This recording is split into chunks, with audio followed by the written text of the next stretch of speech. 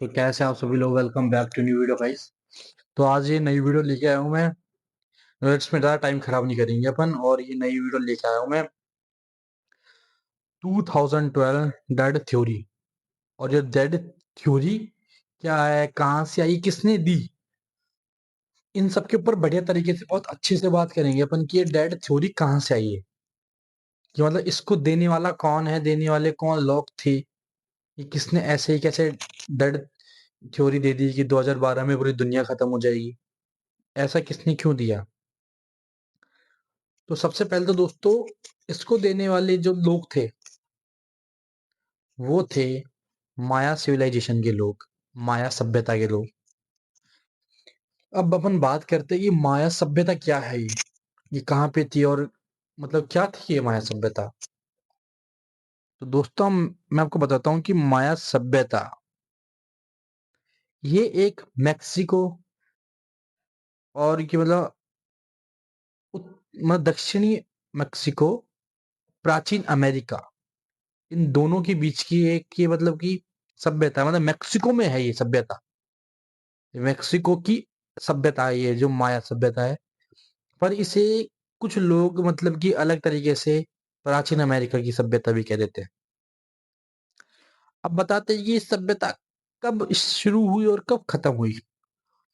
तो कहते लोग ऐसा भी है, मतलब कई मतलब साइंटिस्ट कई बुक्स में ऐसा लिखा हुआ है, हिस्ट्री बुक्स में, ये 1500 ईस्वी, 2000 ईस्वी, मतलब 1500 बीसी और 2000 बीसी में आई थी। बट 1500 बीसी बहुत ज्यादा लिखा हुआ है लोगों ने, तो मैं भी एक चीज बोलता हूँ कि 1500 बीसी में शुरू हुई और 250 एडी में ये खत्म हो गई, और 900 एडी से लेके 250 एडी तक, ईस्वी तक, इस सभ्यता मतलब कि 900 में ये बहुत पीक पे ऐसी थी, मतलब 900 से लेके 250 के बीच में खत्म हो गई सभ्यता। कहने का मतलब ये है, इस बीच के टाइम पे ये सभ्यता बिल्कुल खत्म हो गई, और इससे ये सभ्यता जो 1500 लेके 250 ईस्वी, ये अपने पीक पर थी, क्योंकि इससे सभ्यता ने ऐसी बहुत सी घटना, ऐसी बहुत सी चीजें प्रिडिक्ट करी। जैसे आप लोग सुनोगे तो भी आप लोग भी थोड़ा सा सोचेंगे कि ये कितनी शानदार सभ्यता थी। तो ये सभ्यता जो थी, ये सभ्यता मैक्सिको की 5 जगहों में, मतलब कि इसके मुख्य केंद्र थे जो 5 जगह थे। सबसे पहले तो ग्वेडमाला, मैक्सिको, होंडुरास, और अल सल्वाडोर, और युकातन। युकातन, ये 5 ऐसी जगह थी जहां पे ये माया सभ्यता का मतलब कि मुख्य केंद्र था। और ये जो माया सभ्यता है, ये माया सभ्यता किस कारण से, किस वजह से इतनी निपुण थी हर चीज में। ये माया सभ्यता कला, गणित, वास्तुशास्त्र, ज्योतिषी, writing, end to end science, विज्ञान, इन चीजों में माया सभ्यता के लोग बहुत ही ज्यादा निपुण थे। मतलब कि बहुत ज्यादा स्ट्रांग थे इन चीजों में। एंड माया सभ्यता के जो लोग थे, वो बड़ी चतुर प्रकृति के थे। वह लोग ने मतलब ये नई नई चीजें इवेंट करी थी उस टाइम में। जैसे कि बड़े बड़े भव्य भवन, मंदिर, और अनुष्ठान केंद्र, और जिनमें से एक मेक्सिको का सियाचिन इताजा भी उन्होंने ही किया था। माया सभ्यता ने कहा, ऐसा जाता है कि मेक्सिको के सियाचिन इताजा एक जगह का नाम है। वो क्यों प्रसिद्ध है? क्योंकि यहाँ पिरामिड एल कैस्टिलो, एक पिरामिड बनाया था इन्होंने। उसका मतलब भविष्यवाणी करी थी इन लोगों ने, उसका निर्माण किया था जो भी। उस पिरामिड का नाम है एल कैस्टिलो। उसकी वजह से मेक्सिको सियाचिन इताजा फेमस है, आकर्षक करता है, क्योंकि वहां पे ये पिरामिड है एल कैस्टिलो, और ये भी माया सभ्यता के लोगों ने ही एक प्रकार का दिया हुआ था। अब बताते हैं कि माया सभ्यता के लोगों ने और क्या क्या किया। जैसे मैंने बताया, भव्य भवन, अनुष्ठान के, बड़े बड़े इमारतें और वहाँ उन लोगों ने मंदिरों का निर्माण भी किया था। उस समय वे 2800 से अधिक 2800 देवताओं को पूजा करते थे उस टाइम पे और बिना तकनीकी के उन्होंने बड़ी सुंदर-सुंदर अपने भगवानों की मूर्तियाँ बनाई थी।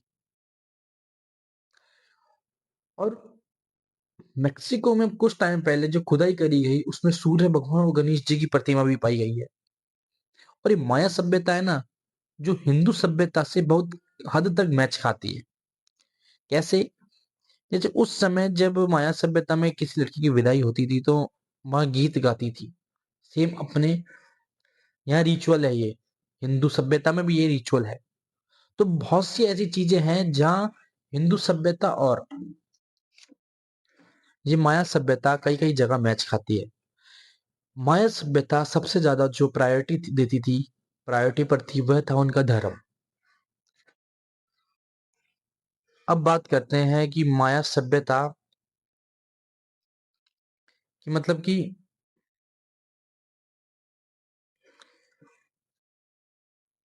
माया सभ्यता ने कैसे 2012 की डेड थ्योरी का मतलब कि हाँ, माया सभ्यता ने एक माया कैलेंडर लॉन्ग काउट के नाम से जो मतलब कि 2012 की डेड थ्योरी थी, वो लॉन्ग काउट माया सभ्यता से या माया कैलेंडर से दी गई। पर जानने की बात ये है कि ये जो माया सभ्यता थी, ये ऐसे कैसे किसी चीज को प्रेडिक्ट कर सकती थी? इसके कैलेंडर में ऐसा क्या था? अपना देखा जाए तो सामान्य साल, एक साल 365 दिन का होता है और अगर लीप ईयर तो 366। पर वही माया सभ्यता का जो कैलेंडर होता था वो 290 दिन का होता था। 365 नहीं, 290 दिन। माया सभ्यता के कैलेंडर का अर्थ था जहां उनकी तारीख खत्म होती है वहां से दुनिया का अंत नहीं बल्कि एक नया युग की शुरुआत होती है। मतलब कि रिबूट होता है। आपने सुना भी होगा 2012 की डेथ थ्योरी के साथ कुछ ऐसी चीजें भी बाहर आई कि रिबूट हो रहा, रिबूट हो गया पूरा ये जो अर्थ है, ये रिबूट हो गई। अब ये तो भगवान जाने कि क्या हुआ क्या नहीं हुआ, बट कुछ ऐसी थ्योरीज आई अभी भी सामने हैं जो कि 2012 के डेथ थ्योरी से कनेक्ट करती है अपने आप को। अब ये बताते हैं कि माया सभ्यता कैसे ऐसे प्रिडिक्ट कर सकती है। तो माया सभ्यता अपनी तारीख किन तीन चीजों पे रखती थी। तो पहले की लंबी गिनती पर, फिर जॉकलिन थानी मतलब ईश्वर के कैलेंडर पर, और हॉव मतलब यानी लोक कैलेंडर पर। समझ रहे हैं आप? वो अपनी जॉलकिन या जॉलकिन यानी ईश्वर कैलेंडर और हॉव यानी लोक कैलेंडर। मतलब कि ये कुछ चीजें थी ऐसी, मतलब उनकी भाषा में कही जाए तो जॉकलिन और हॉब, और ऐसे स्थानीय भाषा में कहा जाए तो ईश्वर कैलेंडर और लोक कैलेंडर और लंबी गिनती। इन तीनों के आधार पर वो मतलब अपनी तारीखें करते थे और आने वाली घटनाओं की भविष्यवाणी करते थे। माना जाता है कि जो माया सभ्यता थी वह अपने भगवान को खुश करने के लिए, जो उनके भगवान थे खुश करने के लिए उनको बलि चढ़ाई जाती थी।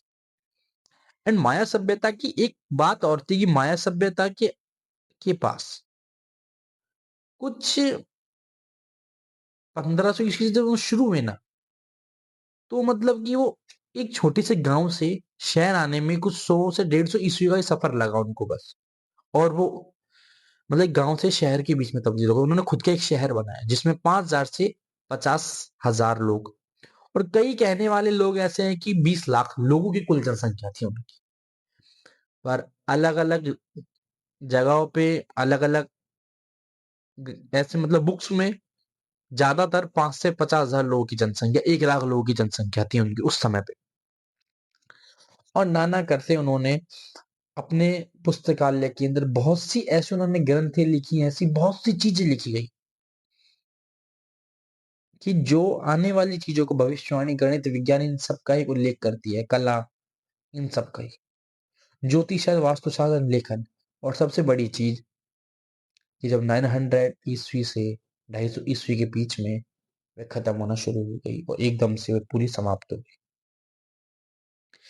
कहा तो कई जगह ये भी जाता है कि उसका जो मेन कारण है समाप्त होने का, वो 800 से 900 ईस्वी या 900 से या 800 से 1000 ईस्वी के बीच में कुछ ज्यादा सूखा हो गया था वहां। ये सूखा पड़ गया, महामारी, भूख, इनकी वजह से उनका पतन हो। और कुछ जगह कहा जाता है कि विदेशी आक्रमणकारियों ने उन्हें मार दिया वगैरह वगैरह। ऐसे ही कुछ कहानियां कुलधरा की भी हैं, पर वो साइड करते हैं टॉपिक। पता कैसे चला कि 800 से 1000 ईस्वी के बीच में वहां पे सूखा पड़ा? तो मैरीन लाइफ ब्लू, तो एक है मैरीन लाइफ बैलिज के फेमस ब्लू होल लबून से कुछ खनिज निकाले गए। उनके पास में एक मैरीन लाइफ बैलिज के फेमस ब्लू होल्स हैं। उन ब्लू होल लबून से खनिज पदार्थ उठाए गए। फिर पता चला कि उस समय 800 से 1000 ईस्वी के बीच में बहुत ज्यादा सूखा पड़ा था। इसके कारण उन लोगों का पतन हो गया। और उन लोगों के बीच में खेल बहुत प्रचलित था, माया बॉल। वो माया बॉल से खेला करते थे। और माया बॉल बताऊं वो किस चीज से बनी होती थी? जो वो लोग युद्ध लड़ते थे ना, जब और युद्ध में हार जाते थे जो लोग, उनको जला देते थे, उनकी राख से बॉल बनी होती थी। तो ये लोग दया का भाव नहीं रखते थे। इनके लिए जो साधारण तौर पे कहा जाए, नहीं साधारण तौर पे नहीं, बलि, एक हिंदी भाषा में कहा जाए बलि, इनके लिए बड़ी नॉर्मल थी। क्योंकि अपने ये भगवान को खुश करने के लिए राजा के लिए बलि देते रहते थे। और अधिकतर वहां पे अधिक से अधिक वहां पे लड़कों ने ही, पुरुषों का ही राज था, मतलब वहां पुरुषों ने ही राज किया है। कुछ समय था जब कुछ रानियों ने भी किया है, एक या दो, बट राजा नहीं। और एक जो नियम था कि राजा के मरने के बाद सिर्फ राजा का बेटा ही राजा बनेगा और कोई राजा नहीं बनेगा। ये भी एक बहुत बड़ा मुख्य कारण था माया सभ्यता का। माया सभ्यता अपने धर्म के लिए बहुत ज्यादा एक मतलब कि ऑब्जेक्ट थी। उनका अनुष्ठान, भक्ति, इन सब के लिए वह कुछ भी कर सकते थे।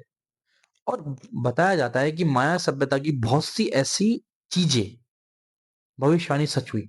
पर वही है ना कि चिंगारी उठती है एक तिल्ली के बराबर, वो लोग उसे बहुत ज्यादा दिखा देते हैं। तो माया सभ्यता ने ये भविष्यवाणी की थी कि 2012 21 दिसंबर को नए युग की शुरुआत होगी। ना कि यह युग खत्म हो जाएगा, ये धरती खत्म हो जाएगी, एक नए युग की शुरुआत होगी, कुछ घटना आएंगी। तो वो घटना उस समय नहीं हुई भगवान की दया से, बट एक नए युग की शुरुआत होगी। और हो सकता है वो 12 दिसंबर 2021 उनके लिए उस समय 290, मतलब एक साल के लिए 290 दिन का था। और अपने 165, अपन तो 365 दिन के हिसाब से जी रहे हैं, वो 290 दिन के हिसाब से जीते थे। तो हो सकता है उनको 2012 21 दिसंबर अपना 2020 2021 के वो, क्योंकि ये एक वैश्विक घटना, सार्वजनिक घटना होगी एक बहुत बड़ी। तो कोरोना 2020 2021 जो कि उनका तो 290 होता था और अपना 365, मतलब हम 75 दिन उनसे आगे रहते थे। तो 75 दिन जब से जुड़ते जुड़ते जुड़ते जुड़ते जुड़ते जुड़ते 9 से 10 साल के बीच में गैप हो सकता था उनका 2012 और अपना 2020 या 2021। जो वो तो 290 दिन के हिसाब से हिसाब लगा देते और अपन 365 दिन के उससे चलते थे। तो हो ये भी सकता है, क्योंकि 2020 और 2021 के इतनी मौतें हुई हैं सेकेंड स्टेज पे जब कोरोना आया। तो आप जानते हो कि वहां से एक रिबूट हुआ है, सभी देश बहुत पीछे चले गए थे, फिर वहां से उन्होंने रीस्टार्ट किया है। तो हो तो ये भी सकता है। ऐसी बहुत सी चीजें हैं माया सभ्यता के लिए। और 2012 की डेड थ्योरी पे ये लोगों की मान्यता थी कि ये खत्म हो जाएगा, बट नहीं। उनका कहने का मतलब था एक नया युग आएगा और कुछ सार्वजनिक घटना होगी जो उस समय नहीं हुई, पर 2020 और 21 में हुई। जो मैंने आपको बताया कि वो 290 दिन के हिसाब से हिसाब लगा रहे होंगे कैलेंडर में, पर हम 265 दिन के, उससे ही कैलेंडर बनता है।